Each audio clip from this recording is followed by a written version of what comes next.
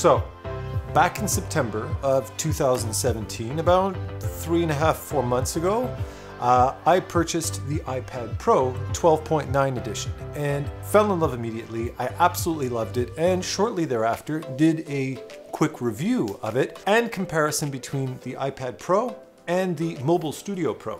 You can go and check that out. I make a comparison and I let you know what my verdict is in the end. But with that said, I thought it would be cool to do a follow-up review and let you know where I've taken my iPad, not only in terms of artwork, but in terms of other things as well.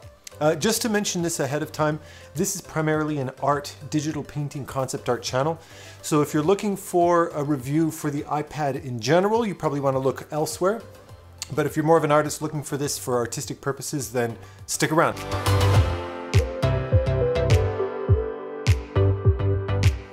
I have a little list here, nothing particularly rehearsed, but I just have a list of pros and cons and on the fences about different painting apps on the iPad Pro. Let's start with Procreate, the most popular one. And this is the Procreate post iOS 11 update. The last review I did was right before the update, so there's a few additions there. Number one, pros, extremely user-friendly. If you're somebody who's absolutely brand new to digital painting, give yourself a day or two, you'll be up and running. If you're a seasoned professional, you'll literally open it up and know exactly where you need to go with it. Customizability is absolutely fantastic. There are its little limitations as far as that's concerned, but overall, it's something that works right out of the box. The interface is very clean, very minimalistic, very easy to access, and very intuitive, so absolutely no problem with that whatsoever. Performance. This is something that a lot of people take for granted. When you're a painter, one of the reasons why a lot of people like to work in a sketchbook is because there's no lag, there's no graphic glitches, there's no crash. You just pick up your pencil, your sketchbook, and off you go. It's light, portable, that type of idea. Procreate's extremely fast, and it has that picking up a sketchbook kind of feel to it. You just plunk yourself down, pull it out, grab your pencil and start to draw. And you can push those brushes and blenders as hard as you want, and I guarantee you, you're never gonna have an issue with performance. You're never going to see any lag. And with a 120 Hertz monitor, everything is extremely split-second response. It's absolutely fantastic. Now with iOS 11 came a few updates, a few new features. The two biggest things is masking and guides that they brought in. They also made some little interface tweaks. The brush panel got a little bit cleaned up and easier to access, all those kinds of things. But number one, they brought in masking.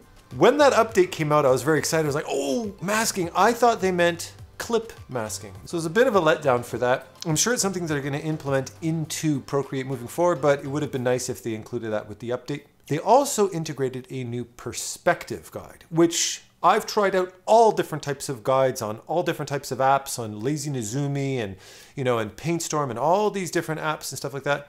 And by far, Procreate mastered that perspective guide perfectly.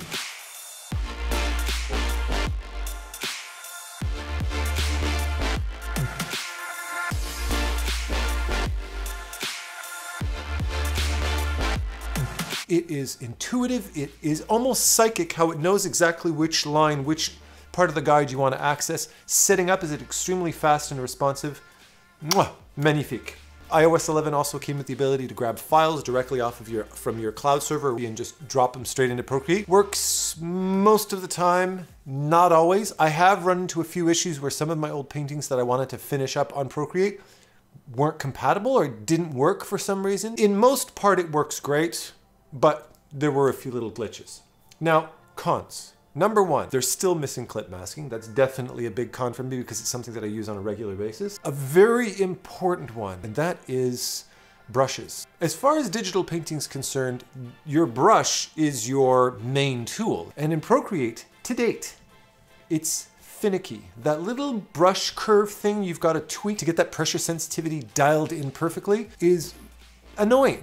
And it does, in a certain way, affect your workflow because you have to adapt to the software rather than the software adapting to you. And there's other apps out there that do nail brush sensitivity and features right out of the box. No need to access brush curves. Furthermore, depending on the type of brush you use, will work more or less. So that brush curve is definitely something they want to give a little bit of love because everything else works so beautifully. These brushes are just not perfect. Another thing that I'm sure Savage, the company that made Procreate, is working on is an ellipse guide. If you work on the desktop, for instance, you might be familiar with Lazy Nezumi. It's like an industry standard type of guide. A lot of that's been replaced with the update by the latest 2018 update of Adobe CC.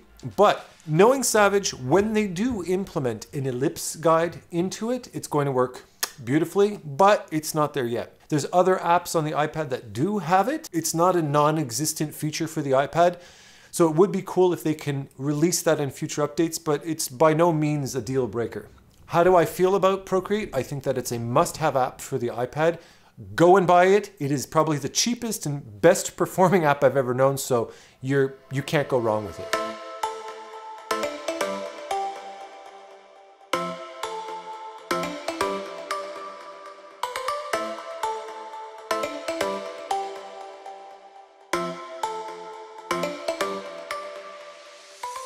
Now the next app I want to mention is PaintStorm. Now nobody ran up to me and says, Adam, you have to go and check out PaintStorm. When you go to the Apple Store, they usually have Procreate installed on their devices for you to demo it with. PaintStorm's not something that people mention that much. However, I was extremely pleasantly surprised with this app. In fact, I would go as far as to say that it is the closest thing to a Photoshop alternative on your iPad. Other apps like Affinity Photo, for instance, have attempted to claim that title, but from a digital painter's perspective, I definitely feel that PaintStorm has earned this title. The interface right out of the box really looks and feels like a Photoshop interface, so you know your way around it really easily. So if you're somebody that's very seasoned in Photoshop, you should be able to jump right into this very quickly. And most of the features on it in the interface function the same way Photoshop does, so that's a definite plus for it. One of the biggest, coolest features about PaintStorm is the fact that it is very customizable. When you first buy the app and you open it up, your reaction might be, this is kind of ugly and it feels a bit scattered. There's stuff all over the place. That was PaintStorm's kind of makeshift way of telling you that you can move things around. And intuitively, when you see that you got these floating windows around, you end up moving them where you want to. You can resize your different panels any way you want, to smaller or bigger. They automatically are set to minimize to a small little window when you're not using them, which is a feature you can turn off. I personally turn it off. I just like to rescale my windows to be small so I can get as much screen real estate there as possible. But furthermore, you have on-screen quick access buttons, which are phenomenal.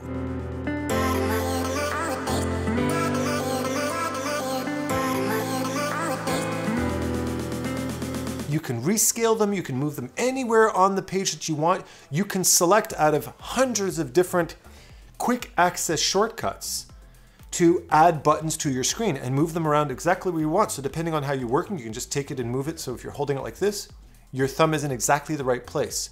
And you can get ones on this side, ones on this side. I have, for instance, buttons for resizing my brush, of course, for rotating my canvas, for recentering my canvas, for showing or hiding my display, for doing a quick autofill, to accessing all of these different features. My hue saturation sliders, for instance, all of them are these quick access buttons. I just dook, and it's right there. Furthermore, your ability to rescale them big means you don't have to go looking for it with your finger. You can see it in your peripheral vision. You know exactly where you're supposed to press. If you don't like it and it's a button you don't use, you just delete it and get rid of it. If it's something you want to keep on the screen, but you don't want it prominent, you just scale it down to a small size and move it somewhere where your finger doesn't go automatically. But this is something I use all the time. Another thing you can access is keyboard shortcuts and gestures, just like you can in Procreate. Procreate has amazing gestures.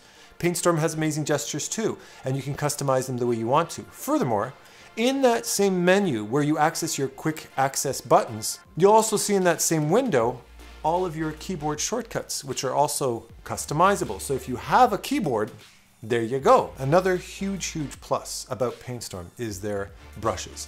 They've got a huge selection of brushes right out of the gate. You don't have to install them, you don't have to tweak them. They work fabulously right out of the gate. There's no need to tweak them. There's no pressure curves you need to worry about. It's just open the app, plug and play, and they're exquisite. They perform the way you want them to perform. As far as picking up the app and just using it right out of the gate, I would go 50-50 with this. If you're already a seasoned digital painter, used to working in apps like Photoshop, you should be able to pick it up pretty quickly and be very comfortable on it within a day. If you're newer to digital painting, if you're more of a beginner artist and you're not familiar with these types of apps, it might take a little bit longer. It might be a little bit more intimidating, but just go online. There's tons of tutorials that'll walk you through it from A to Z. You can go and check it out. but it might be a little intimidating when you pick it up, just saying. The other thing I like is how your brush resizes and the actual physical on-screen icon that you have. I have it set to press a specific button that I scaled up nice and big so I don't miss it, and you just click and drag.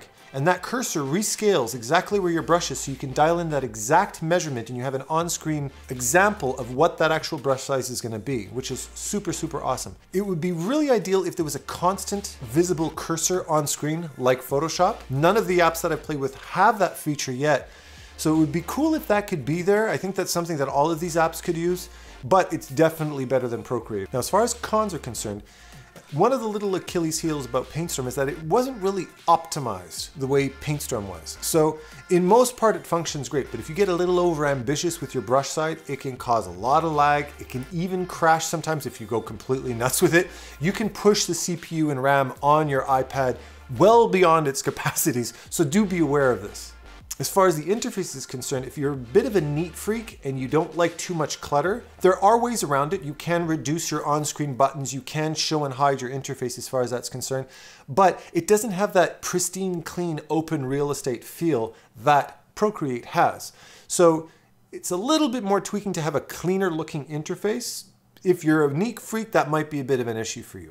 Another thing I would mention is that yes, in PaintStorm, you can import .abr files. That means Adobe brush files. So technically, you could save your Adobe brushes and import them directly into PaintStorm. However, don't bother because it doesn't function the same way. You can't dial in the settings on that brush the same way you can in Photoshop. So it's going to be very, very frustrating and you're not going to get it the way you want to. You're much better off just using the brushes that came with PaintStorm. They work absolutely fabulously and there's no reason why you can't use them. And they have all those default brushes you can use as well. So all of the brushes in PaintStorm are really well thought out and are very functional and are stuff that are most part are usable. Now, the last app as far as painting is concerned that I'm going to mention today, and I'm just going to make a quick mention of it, is Affinity Photo. And the reason why is because there's so much hype around this app. Everybody says, oh, it's the Photoshop replacement and oh my God, it's the most powerful thing in the world. The learning curve's hard, but trust me, it's got all these cool... Well, after trying Procreate and PaintStorm,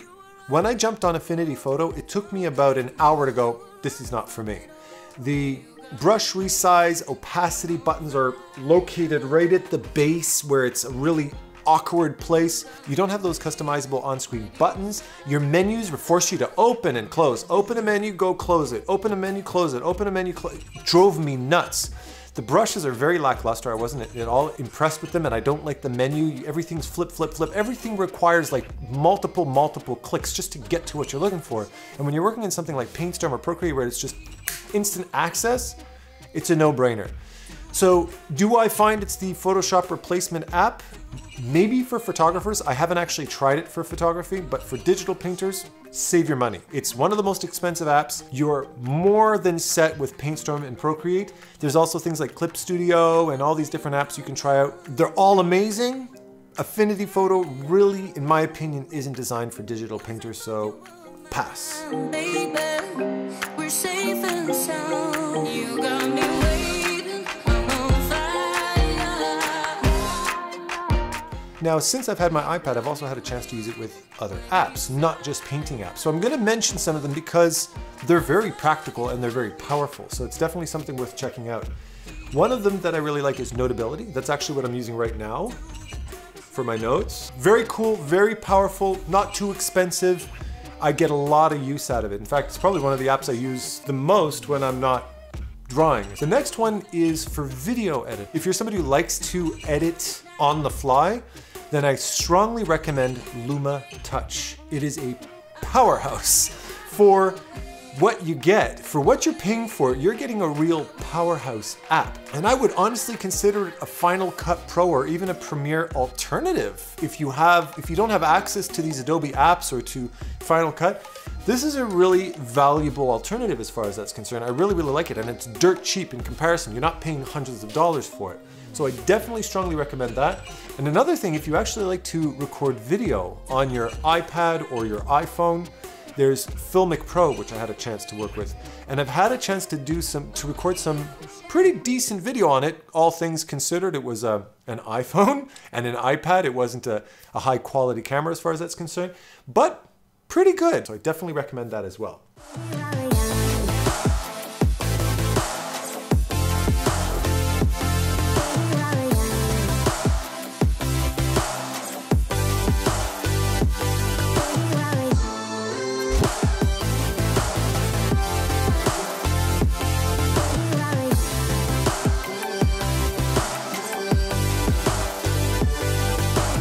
But do I endorse it? Do I recommend it?